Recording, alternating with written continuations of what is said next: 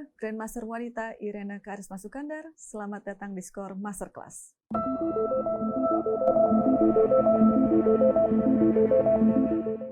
Hari ini kita akan membahas tema-tema pengenalan dasar dari olahraga catur. Jadi kita langsung aja ya. Yang pertama adalah pengenalan akan papan ini tersebut. Jadi di catur itu kita harus menaruh papan ini dengan baik dan benar, yaitu petak putih harus berada di sebelah kanan. Karena biasanya kalau terbalik itu semuanya akan buyar kembali ya. Lalu setelah petak putih di sebelah kanan, raja hitam atau raja putih itu ada di petak yang berlawanan. Jadi kalau raja putih ada di petak hitam, raja hitam ada di petak putih. Jadi dua hal tersebutlah yang sering terjadi kesalahan pada waktu pemasangan papan dan buah.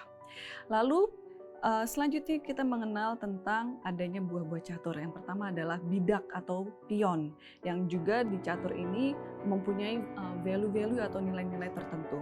Kalau bidak ini nilainya adalah 1. Lalu di atas bidak itu ada kuda. Kuda ini nilainya 3. Lalu setelah itu juga ada gajah. Gajah ini juga nilainya 3, sama dengan kuda. Lalu setelah itu kita punya benteng. Benteng ini lebih tinggi daripada gajah dan kuda, ini bernilai 5. Lalu setelah itu ada menteri, yang juga adalah perwira paling tinggi di catur, yang sangat-sangat kuat sekali, yaitu bernilai 9. Dan setelah itu kita punya raja, yang dimana raja ini adalah penentu kemenangan, dimana kalau misalkan raja ini skakmat, permainan akan berakhir. Bagaimana cara menjalankannya? Cara menjalankan pertama-tama pion atau bidak adalah dengan maju.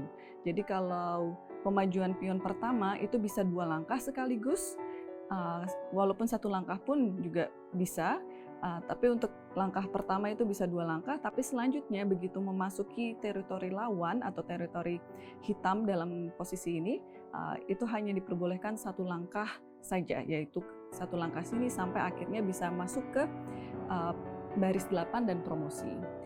Oke, lalu untuk kuda kita sudah mengetahui ya bahwa ini jalannya letter L atau begitu lurus nanti berbalik ke kiri atau ke kanan. Seperti ini, jadi 1, 2 lalu belok ke kiri. Demikian juga 1, 2 lalu belok ke kanan. Demikian juga yang seperti ini bisa ke sini dan ke sini. Lalu juga bisa kalau misalkan kuda ini ada di tengah ya, selain ke sini kita juga bisa lanjut ke sini.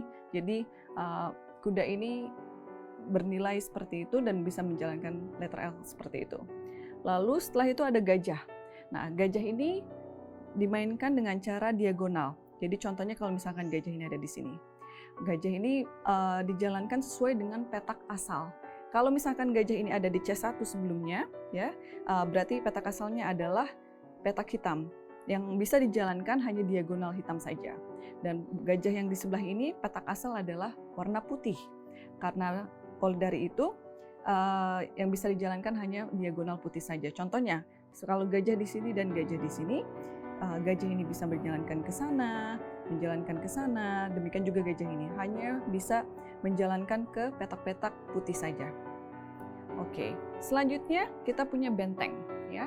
Benteng di mana kalau benteng ini cukup mudah, jalannya hanya lurus saja. Mau itu lurus ke depan, lurus ke belakang, ke samping, atau kemana. Jadi contohnya kalau benteng ada di sini, ini hanya bisa lurus ke sana, ke samping, atau ke belakang. Jadi untuk jalan benteng juga cukup mudah. Lalu selanjutnya kita ada menteri. Ya, menteri adalah buah terkuat di catur. Dan menteri ini kenapa disebut buah terkuat? Karena menteri ini bisa berjalan seperti layaknya benteng dan gajah kombinasi. Jadi di mana menteri itu berada, menteri itu bisa menjalankan diagonal sesuai dengan petak asal. Kalau misalkan menteri itu asalnya ada di petak putih, bisa menjalankan diagonal seperti gajah di petak putih, atau waktu itu menteri itu di petak hitam bisa menjalankan seperti gajah di petak hitam. Lalu bonusnya adalah menteri juga bisa berjalan selayaknya benteng, yaitu bisa lurus ke kiri, lurus ke kanan, ke depan, dan ke belakang. Jadi kenapa menteri itu sangat kuat di catur? Karena fleksibilitas yang ada yang memudahkan menteri ini untuk menjangkau ke semua papan. Lalu yang terakhir adalah raja. Walaupun raja ini adalah penentu kemenangan, tetapi dalam hal menjalankan langkah, raja ini hanya bisa menjalankan satu petak saja. Contohnya kalau misalkan raja ini di sini, ini hanya bisa menjalankan satu petak ke depan, ke samping, ke belakang, lalu seperti itu. Hanya satu petak saja dalam satu waktu. Jadi walaupun raja ini sangat menentukan kemenangan, tetapi dalam perjalanannya raja ini sangat terbatas sekali.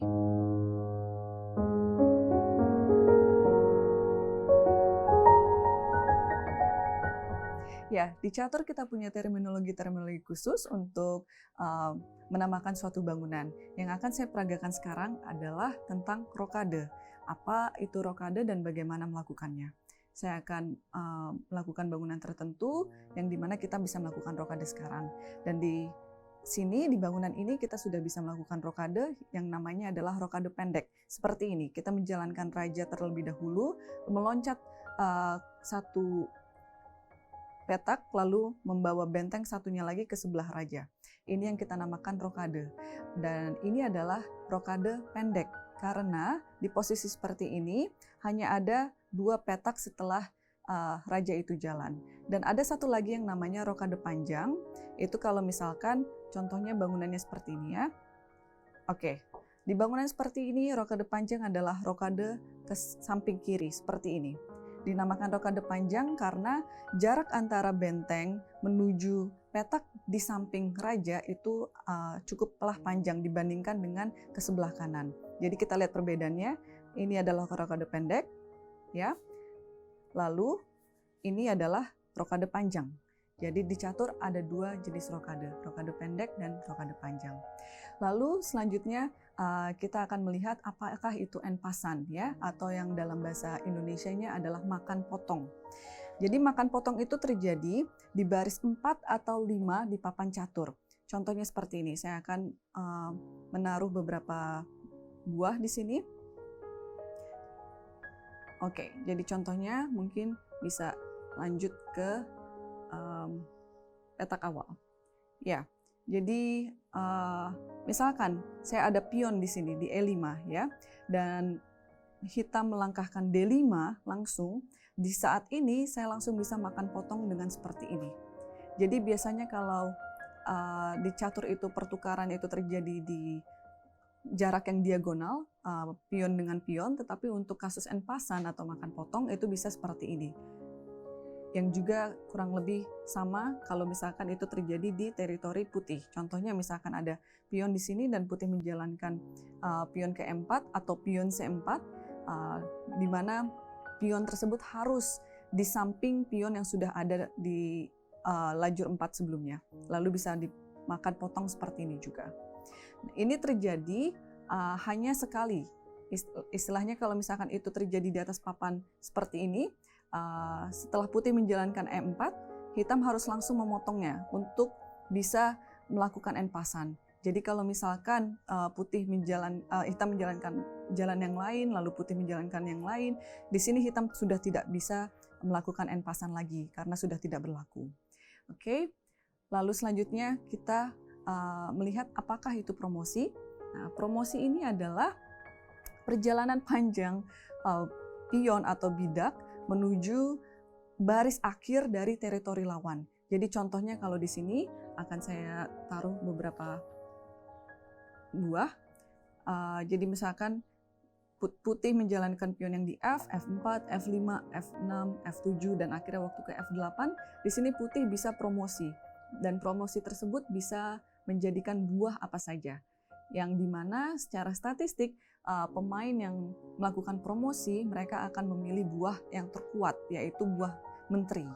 Walaupun dalam implementasinya bisa saja kita menjadikannya kuda atau gajah atau benteng tergantung apa yang menguntungkan di posisi kita.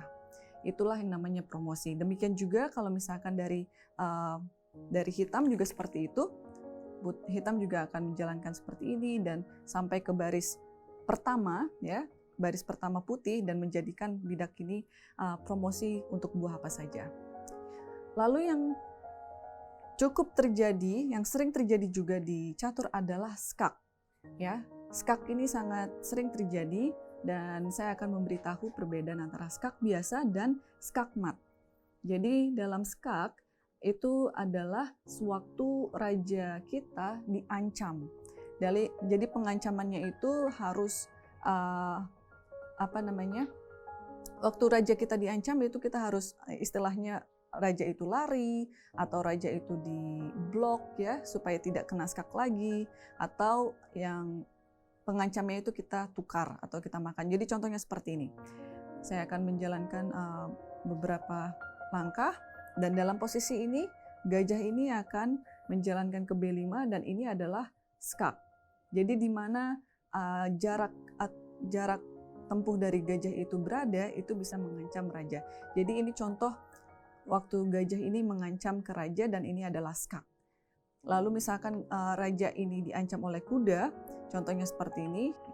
Lalu kuda ke sini, ini juga skak karena di mana kuda ini berada, ya kan? Walaupun jaraknya bisa ke tempat atau petak lain, tapi ini juga mengarah ke raja dan ini juga skak. Lalu demikian juga dengan buah-buah lainnya. Jadi contohnya kalau benteng ini waktu-waktu ada seperti ini, ya kan? Nah ini juga skak. Jadi itulah yang dinamakan skak. Nah bedanya dengan skak mat adalah kalau skak biasa, raja yang diancam itu masih bisa jalan atau masih bisa dilindungi atau pengancamnya itu masih bisa ditukar. Tapi kalau posisi-posisi skak mat, contohnya mungkin seperti ini. Posisi skak mat seperti ini, di mana menteri mengancam raja dan menteri ini dijaga oleh gajah dan raja ini tidak bisa kemana-mana. Itu adalah skak mat. Jadi intinya skak mat itu adalah langkah terakhir ya yang menentukan menangnya atau kalahnya game tersebut. Jadi bedanya skak biasa dan skak mat adalah seperti itu.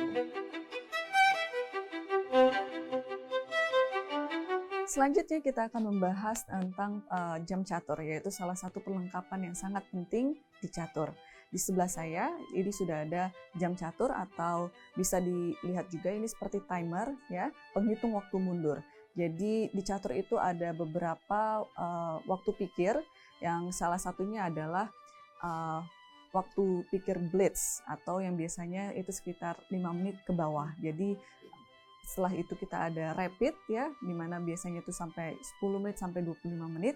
Dan yang terakhir adalah klasik atau catur standar, yang dimana ini menjadikan penentuan untuk melihat elo rating atau gelar dari pemain tersebut. Jadi di catur standar ini adalah yang paling utama ya, karena ini mempunyai waktu pikir yang paling lama, jadinya ini menjadi sebuah penentu bahwa seberapa hebat atau seberapa tinggi skill dari seseorang. Jadi di sini saya menaruh 10 menit ya. 10 menit ini adalah termasuk dalam catur rapid atau catur cepat. Nah, apa sih gunanya jam catur? Nah, jadi gunanya jam catur adalah untuk menentukan jalannya pertandingan berapa lama, jadi kita punya perkiraan. Jadi kalau tidak punya jam catur atau tidak bermain dengan jam catur itu bisa hampir tidak selesai ya. Dan jam catur ini juga menentukan jalannya pertandingan.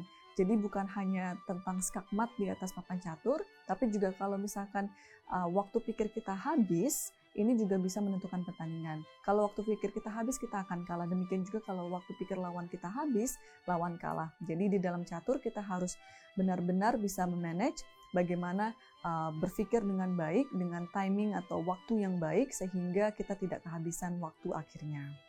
Nah, lalu di catur juga kita punya peraturan seperti touch move atau pegang jalan, yang dimana kalau misalkan kita sudah memegang buah tertentu, kita diwajibkan menjalankan buah tersebut.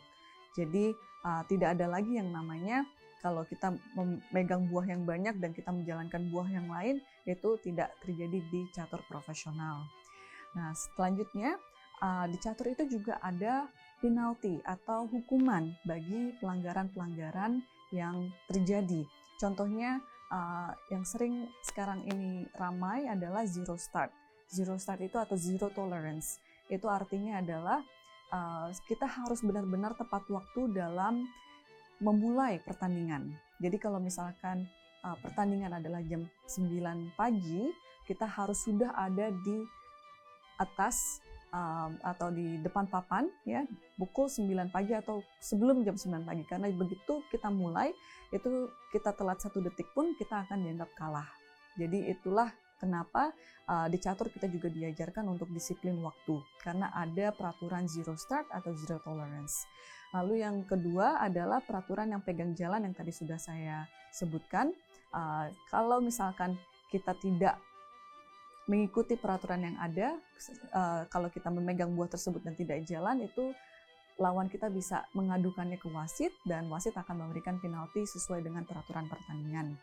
Lalu yang ketiga kita ada illegal move, di mana kalau misalkan bisa saja kita lupa ya kan, bisa saja kita blank menjalankan buah tertentu ke arah yang kurang tepat. Jadi contohnya kalau kuda harusnya jalannya L tapi kita malah istilahnya jalannya lurus. Nah ini adalah sebuah illegal move ya, yang dimana ini juga bisa ada penalti dari wasit sesuai dengan peraturan pertandingan yang ada.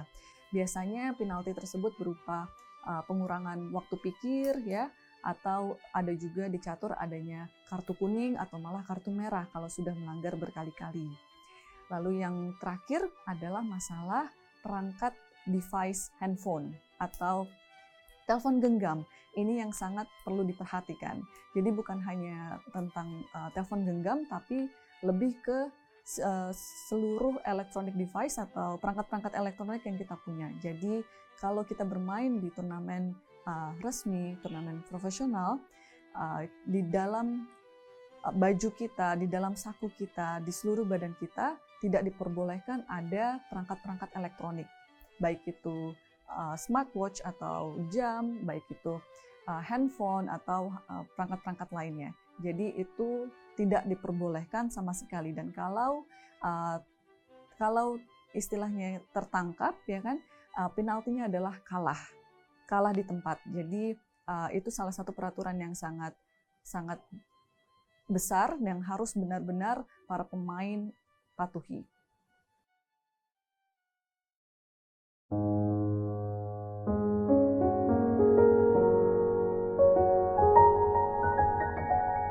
Dan selanjutnya kita akan mengenal tentang gelar-gelar yang ada di catur.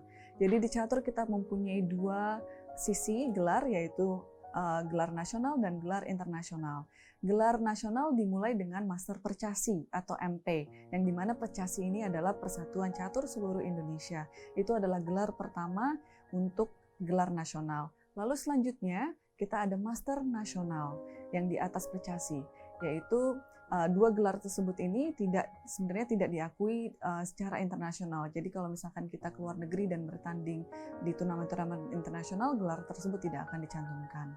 Lalu setelah itu kita langsung masuk ke gelar internasional yang di atas Master Nasional, yaitu Kandidat Master. Atau kalau untuk yang perempuannya kita akan memasukkan huruf W ya untuk wanita ya, atau women untuk bahasa Inggrisnya. Jadi antara itu woman candidate master atau candidate master. Lalu setelah woman candidate master atau candidate master, kita mempunyai FIDE master. Yang FIDE di sini adalah organisasi catur internasional. Dan setelah itu, setelah FIDE master atau woman FIDE master, kita mempunyai international master. International master dan woman international master. Lagi-lagi selalu ada perbedaan gelar antara wanita dan pria. Lalu di atas itu semua ada Grandmaster, dan ini adalah gelar tertinggi di catur baik wanita ataupun pria, yaitu Grandmaster atau Women Grandmaster. Nah sekarang kita mempunyai perbedaan antara gelar di putra dan gelar di putri. Gelar di putra itu mempunyai batasan rating-rating tertentu yang lebih tinggi daripada requirement yang ada di putri. Jadi contohnya saya sendiri sudah berkecimpung di dunia catur lebih dari 20 tahun, dan gelar saya di putri adalah Grandmaster yang adalah gelar tertinggi, dan saya mendapatkannya di usia 16 tahun. Setelah itu saya langsung berkecimpung di dunia percaturan pria atau putra, dan di sini saya sudah mendapatkan gelar International Master yang 1 tingkat di bawah Grandmaster. Dan untuk mendapatkan gelar-gelar tersebut dibutuhkan 3 norma. Yang dimana di sini untuk mendapatkan gelar Grandmaster saya sudah mendapatkan 1 norma. Jadi saya hanya butuh 2 norma lagi, dan requirement rating tertentu yaitu 2.500 untuk mengukuhkan gelar Grandmaster pria saya. Jadi itu adalah perbedaan-perbedaan dari gelar antara putri dan putra yang juga mengacu kepada rating-rating tertentu. Contohnya kalau Grandmaster Putra kita butuh 2.500 ratingnya, kalau untuk Grandmaster Putri kita butuh 2.350, untuk International Master Putra kita butuh 2.400, untuk International Master Putri kita butuh 2.200, dan demikian juga untuk Master FIDE dan Master FIDE Wanita, requirement untuk ratingnya makin lama makin rendah. Jadi itulah penjelasan mengenai norma dan gelar dan juga rating. Ya, itulah pengenalan atas dasar-dasar catur. Nantikan konten video-video masterclass selanjutnya.